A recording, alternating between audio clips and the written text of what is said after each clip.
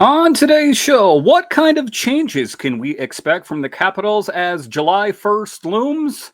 I'll discuss next on this edition of Locked On Capitals.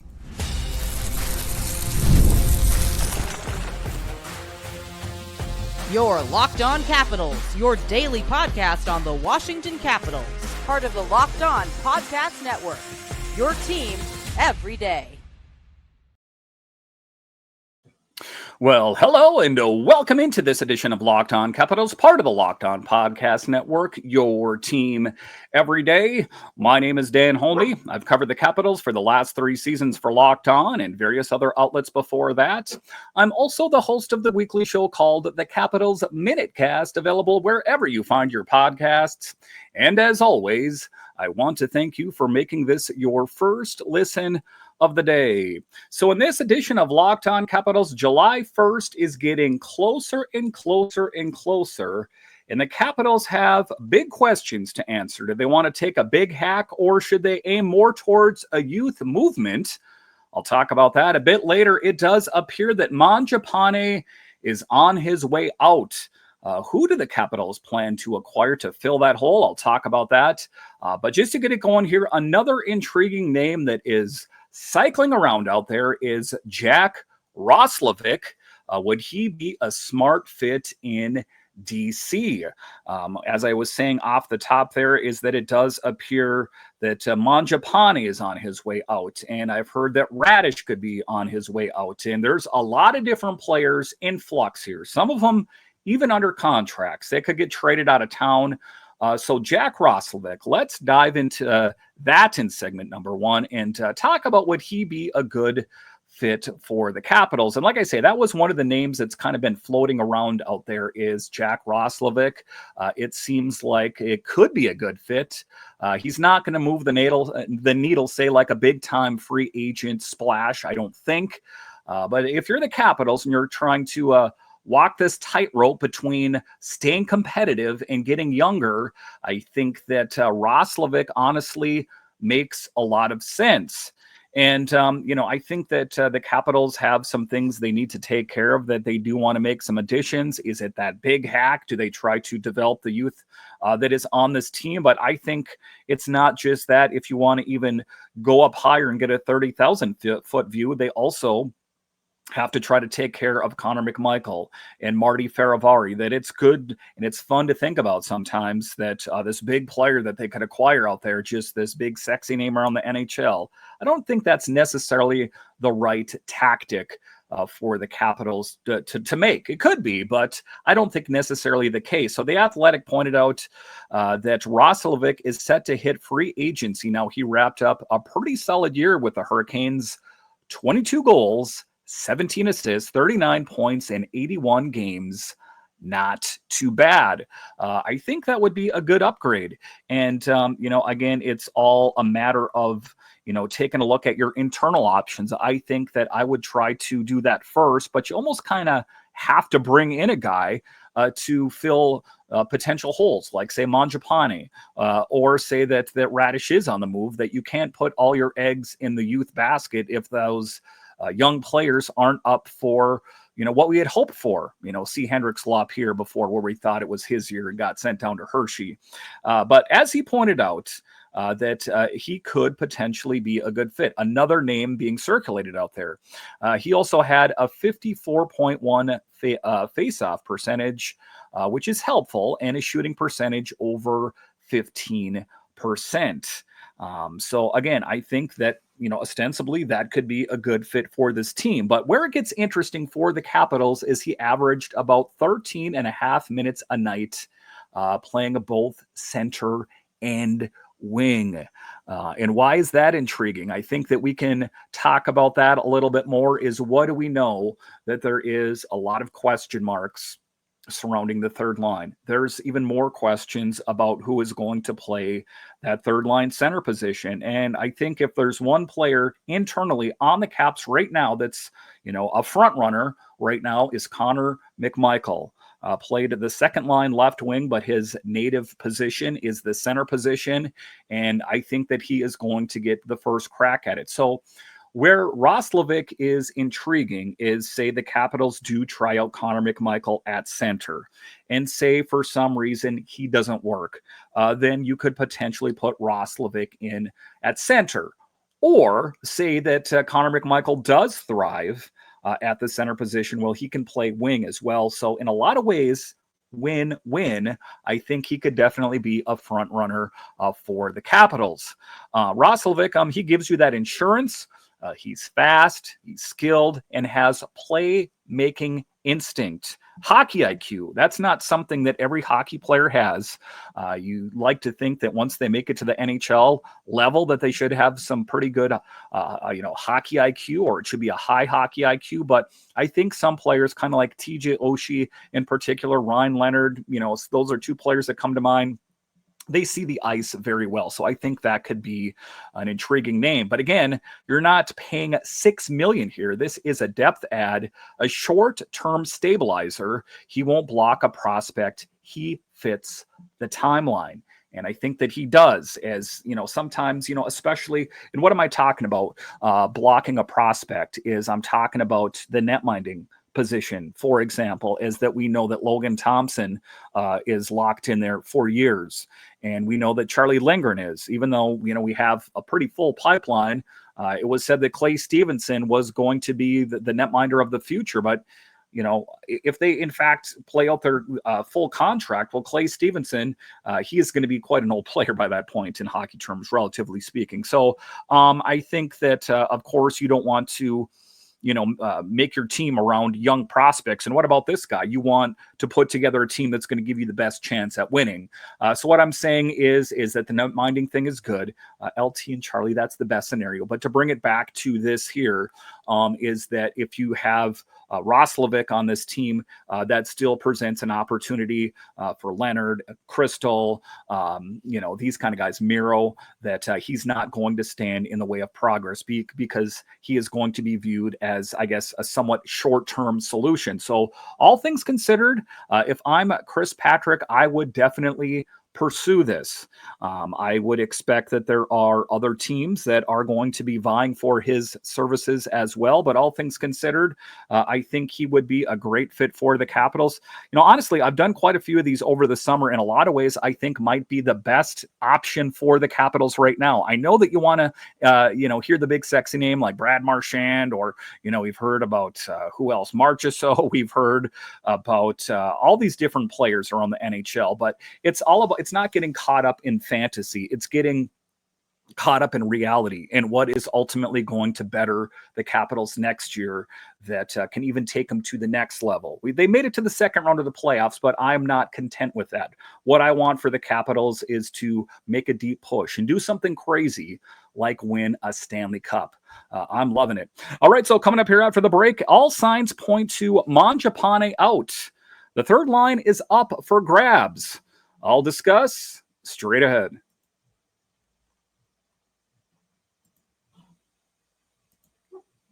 Looking for a snack that's both delicious and nutritious? Crack into a good source of protein with Wonderful Pistachios. Wonderful Pistachios is one of the highest protein nuts. Each 1 ounce serving has 6 grams of protein, giving you over 10% of your daily value. Plus, they're packed with fiber and better for you unsaturated fats to help you keep feeling fuller longer. And why I like Wonderful Pistachios, I'm guilty of this. I bring my lunch and I put a sandwich and some other things, and I'm thinking to myself, that'll be good. But when break time comes and I reach into it, I'm thinking to myself, I don't want to eat that on my break. And I'm tempted. Do I reach for a donut or some potato chips? Until I found Wonderful Pistachios, now I have a high protein snack that's actually good for me. And I think you'll love it too. Personally, I love the no shells variety. It's the perfect grab and go snack for busy days, whether I'm at my desk, on a road trip, or I just need a quick protein boost. They're always my go-to snack. I love them. I think you're going to love them as well. So get snacking and get cracking with a snack that packs a protein punch. Visit wonderfulpistachios.com to learn more.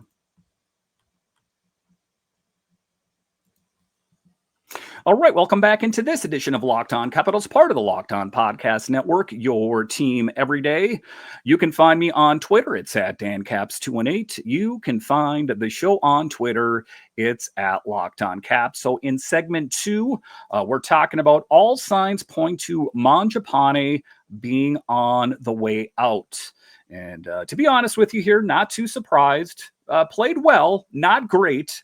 And I think that, he has new representation, which I'll talk about here. And I think that he still sees himself as the Mangiapane from a few seasons ago with the Flames, where he was just lighting it up. And to be clear here, he does bring a great skill set. He is an engaged player. He's the guy that drives for the net, and he's an ultimate competitor. He's a chirper. He gets under your skin.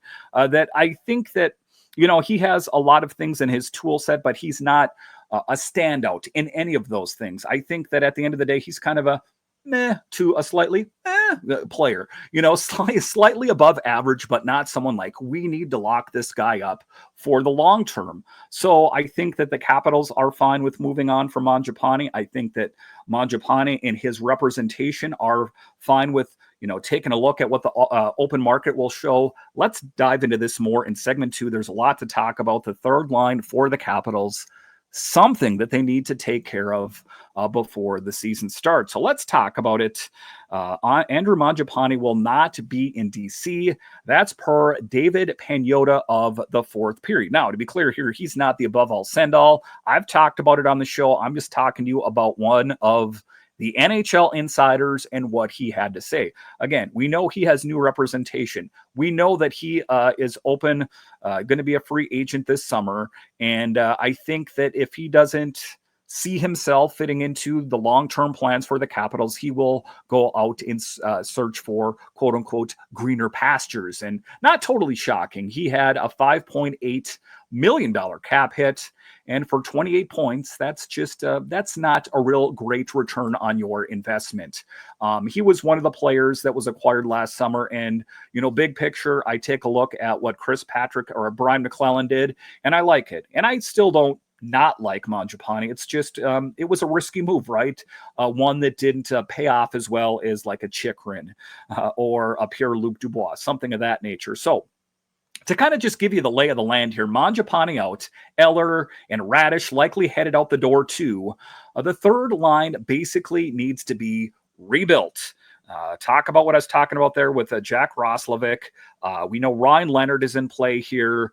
He earned a spot late last season. So how is this going to manifest itself? As we know that the other internal option is also Hendrix Lapierre for that third line center position. I don't think the Capitals are going to go into next season with question marks on the third line at all. I think it will be taken care of. Are the players that are going to get brought in going to be the long-term answers? I don't know. Sometimes, unless you go out and get, a marquee name, you don't know. Maybe they had a great year or two with an organization. It's a bit of a gamble. Pierre-Luc Dubois was a bit of a gamble. He played rather poorly with the Kings, but all things considered for the Capitals, had a bounce-back season. Like I said, Connor McMichael will likely get the first look at the third-line center position, but that's still leaving holes on the wing and possibly one at center, depending on McMichael and how he's deployed. If they go out and get that upper echelon center, maybe he'll stay on the second line left wing. We don't know. It just remains to be seen, what Chris Patrick is able to do. So how do they fit? Jack Roslovic, like I talked about, sure, but there are others out there as well. The big name free agents, and I'm just going to rattle off some names out there. Christian Dvorak, Trent Frederick, guys that can fill in as middle six forwards. And for, let's say, around $2 to $3 million, that's doable. Wingers, you've got options like Brandon Saad, Brandon Tanev, and of course, internal options like Anthony Beauvillier, which I think, would be a player that I would put on the front burner to try to get him to, I'm going to go ahead and pencil him in to like a 2-year deal. I think that makes sense for me. But the bottom line here is Chris Patrick has to patch this up. That is what we know for sure, is that was something that we kind of knew from puck drop from game 1 of the season, was that the third line was a question mark. We kind of crossed our fingers and toes and hoped that, what he was able to patch quilt together would work. Not really the case. And we saw a lot of different players cycle through there. We saw Scarbosa, we saw Lapierre, we saw Lars Eller just at the center position on the third line. We don't want to do over that. We want to go into it with at least the feeling like this is the best that we have out on the ice. Because he said it himself, Chris Patrick, he wants a dependable third lines. He sees the Nick Dowd line, which is the fourth line, and the third line, which, we talked about with Leonard and Eller. He wants to kind of have two third lines and, just in title. But I think that he was just trying to impart what he meant, that he doesn't want to view Nick Dowd's line as a fourth line, like it's a pejorative or a negative thing. So I think right now, again, to circle back to segment one, I think Jack Roslovic put on the front burner, circle that. And again, I'm recording this a bit in advance as I'm on the road right now. So if he, goes to another team, you'll have to forgive me. But as I record this right now, has not been on the move, or there's no one that's traded for, acquired, anything like that. So as far as we know, he is going to be up for grabs here shortly. And I think the Capitals should do their level best to bring in a player like that. Because, like Chris Patrick said, and I, echo that sentiment as well, is I don't want to go into next season with question marks like, the third line again, who saw this coming? I just don't think the Capitals want to be in that position again. All right, so coming up here after the break, we'll talk about big hack or youth movement. What direction should the Capitals go? I'll discuss straight ahead.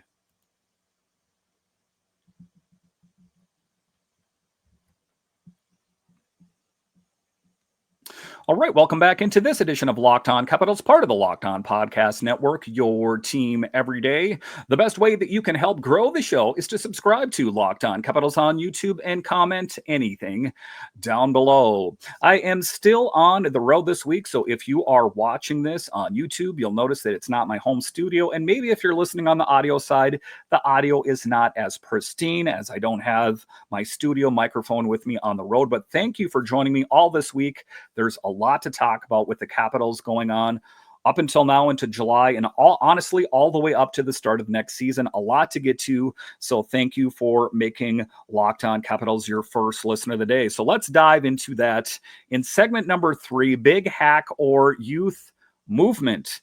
A lot of question for the Capitals. I think it kind of depends. What name can they get?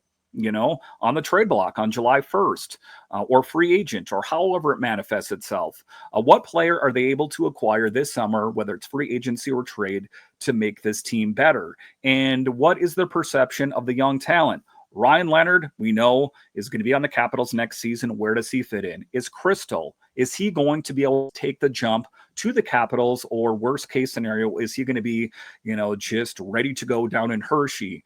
Then you got Miroshnichenko and Lapierre. There is a lot of balls in the air, as they say. So let's drill down that a little bit more in the final segment of the show.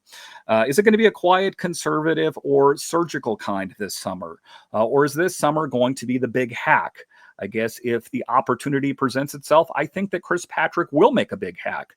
He has not put his stamp on this organization yet, other than the extension of Chychrun and Thompson, that it would be kind of cool to see what he is able to pull off, because there are some very interesting decisions looming. One of them is whether or not to free up cap space. And what do we know is that Trevor Van Riemsdyk is going to possibly be on the move after next season. A good player, but your sixth defenseman making $3 million. That's tough when you're spending more than $34 million on the blue line. And, entering into a contract year as well, kind of like John Carlson as well, is that, trade him now while you can, and get something in return. Otherwise, if you wait too long, you get nothing. And the other part of that equation as well is that you have Ryan Chesley, the young talent that is perceived to be one of the answers on the blue line of the future, knocking at the door. You might want to cash out on TVR with 1 year left on his deal. That's my take on it. It's kind of cold sometimes. People are like, Dan, you're so cold on this. I've talked about different players and Carlson, and I'm not trying to be cold. I'm just trying to look at this. I love these players. Don't get me wrong. I like Trevor Van Riemsdyk, what he did for this team, but I also don't want him to walk from this team, go somewhere else, and the Capitals get nothing. That just doesn't make good business sense to me. Then there's also Sonny Milano, which, is a bit interesting. He had this injury, but we don't really know the nature of that injury. He missed a lot of time last season, and I think in a lot of ways it was just roster management. And I know that that's kind of going into the conspiratorial waters here, but it's hard. He was hurt and even healthy scratched a lot. And at 1.9 million, you could replace him with what I would say Ethan Frank or Andrew Cristall. Taking a look at it, I think that Ethan Frank did flash for the Capitals. Again, kind of like a lot of the other younger talent for the Capitals. Is it sustainable? That's the question.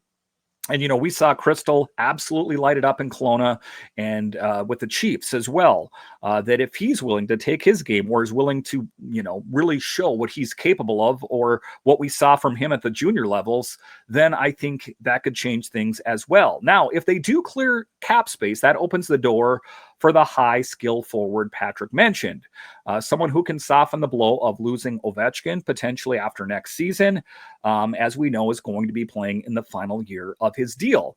Turning 40. I know a lot of people want to turn a blind eye and say, let's sign Ovechkin to an extension. Guys, just come to Jesus. Come with me here. He's going to be 40 when camp starts.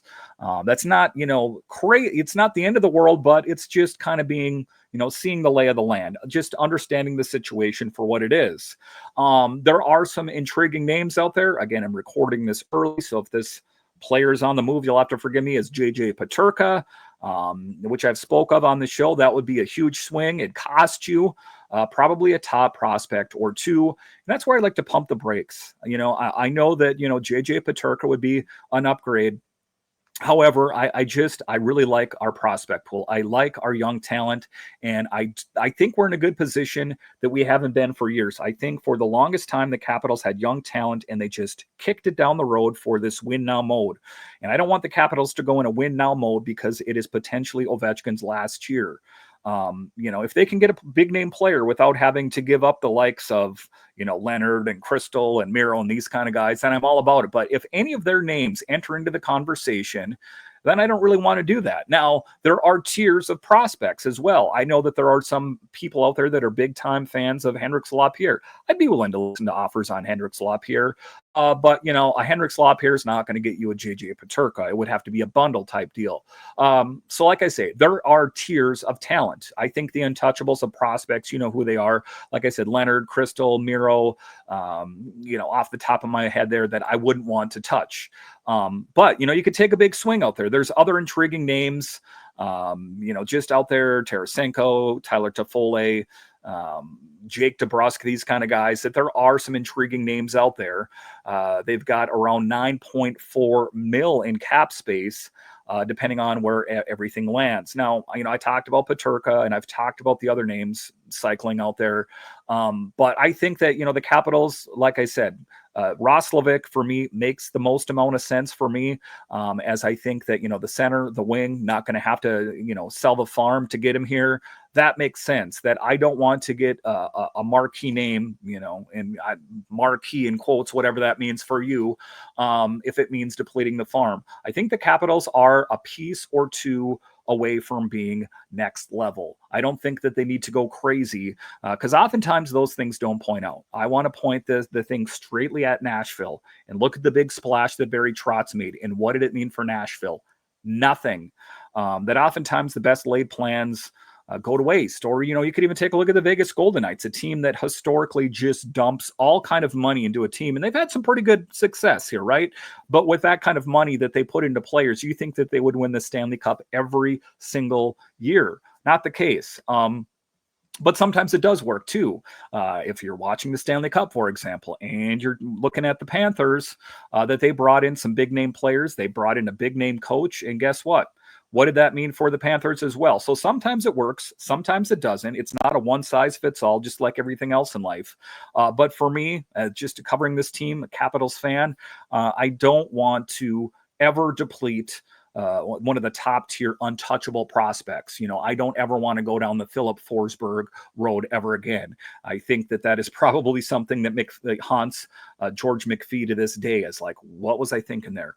not too smart. So all things considered, I think the Capitals are in good hands with Chris Patrick, and I know that he has an open line with Brian McClellan as well, and Ted Leonsis puts a lot of faith into them that I think the Capitals will make moves. But if you're thinking it's going to be this huge hack, like, oh my God, and have to take a day off of work to kind of recover from it, I don't think it's going to be the case.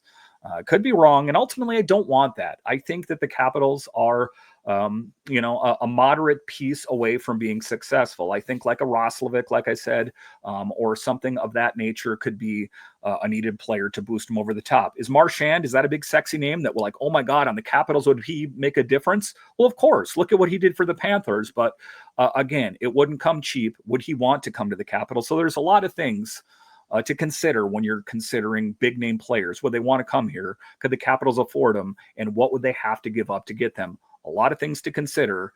Chris Patrick's head must be swimming. All right, once again, I want to thank you for joining me on this edition of Locked On Capitals, your only daily year-round podcast covering the Capitals. And I want to thank all of you that listen on the audio side and watch this on YouTube. You are what makes this show successful. When you're done here, head on over to Locked On NHL, as they have you covered 5 days a week, available wherever you find your podcasts and on YouTube.